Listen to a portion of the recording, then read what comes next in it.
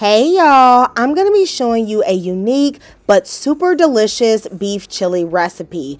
Guys, you are going to love this and it's going to become one of your favorites. I've made it over 3 times. Let's go. Instead of beans for this chili, I am going to use lentils. Now, I know a lot of people love to use like black beans, kidney beans, and you actually can use that, but I just think that this gives a nice spin to a typical chili.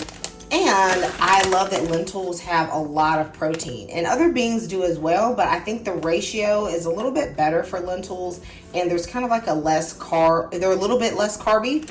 So I like to choose the black lentils because these ones are going to hold their shape better when cooked. Now you can also use these. These are commonly available at most stores, and I have used these in this recipe before, but I just have a preference for these ones. I'm going to use half of a cup of dried lentils. The benefit of lentils is that they cook quick, okay? So you're not going to be here all day letting them cook. So even if you have them from dried, it's still going to be fast. Ooh. All right.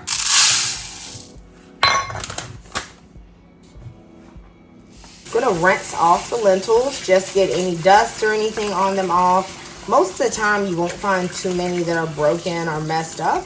So you just want to make sure they're cleaned. I don't know why some people don't be rinsing their dried beans and lentils. I see some of these people on these social media streets. They should be out there pouring the stuff in straight from the bag. I can't do that, okay?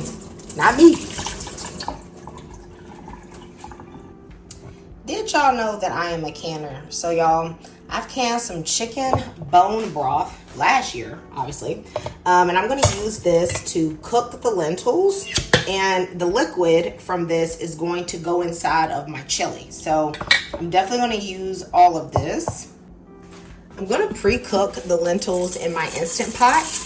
Now, even though lentils cook quickly, you cannot just put them dried into the chili. I know you may be thinking, let me just throw them in there. They're going to cook in 20 minutes.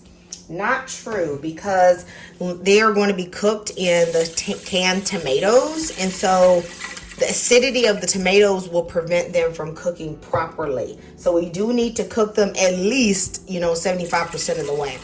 I'm going to add 4 cups of this chicken bone broth. You can just use regular chicken broth, but the bone broth is richer.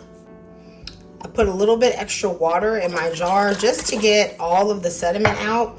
This is way too much water to cook the lentils, but remember, all of this is going to go into the chili, so it doesn't matter. I'm going to pressure cook this for 6 minutes, and then I'll let it natural pressure release a while, maybe like 10 minutes or so. I'm going to use 3 slices of bacon. Now, if you don't play with the pig, okay, you can leave this out. But if you do, y'all, just this little bit of bacon is very good in this recipe, okay? The fat just adds a good flavor, and I just love it. I'm going to add my bacon into my hot skillet. Well, it's kind of on medium right now, I should say. I like to add the bacon before the pan is piping hot. I feel like it renders the fat a little bit more evenly.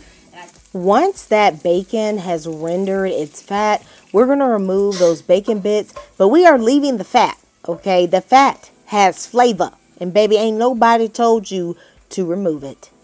Right into that bacon grease, we are going to add some chopped up sweet peppers. This is the equivalent of 1 bell pepper. I'm also going to be adding half of a large onion, or you could use 1 medium onion. Now, y'all, don't click off, okay? Don't click off, because you're thinking, how did celery and carrots make its way into the chili? It doesn't that make it a soup? No, baby. No, baby. This is a chili, okay? So I'm using 1 rib of celery, and I'm also using 2 carrots. Y'all gonna have to trust me on this one. It tastes good. And I'm going to begin to saute this. At this point, my lentils are ready, so I am going to get those out of the pressure cooker. We're not straining them. We're going to use all of that chicken bone broth in the chili as well. Once your veggies have started to sweat a little bit, okay, that's going to take about 3-4 minutes. That is when you add in 3 cloves of chopped fresh garlic. You saute that for 30 seconds, and then you go in with a pound of 85-15 ground beef. Grass-fed beef just tastes meatier to me, and it's pretty much the same price, if not cheaper sometimes, as the conventional beef at Aldi, so I am going to use that. If you want to use a leaner beef, like a 93, that's probably the leanest I would go. Y'all don't hit that 99. Okay, that's not going to do you right. Okay, but if you want to go leaner, just a little bit, that is fine, especially since you have the bacon grease in here. So I'm going to cook this until it is mostly browned, but it doesn't have to be cooked all the way before you add in the spices. Many people just think adding chili powder to your chili is enough. No, you need some onions, some thyme, some oregano, a little bit of cumin. Don't get crazy with that, because y'all know I don't be playing with cumin like that.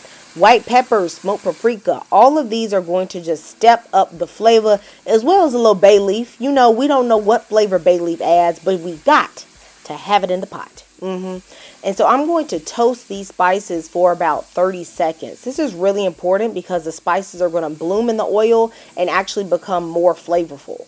Once those spices cook into that beef for about 3 minutes, it should look something like this. That is when you know you can add 1 can of fire roasted tomatoes.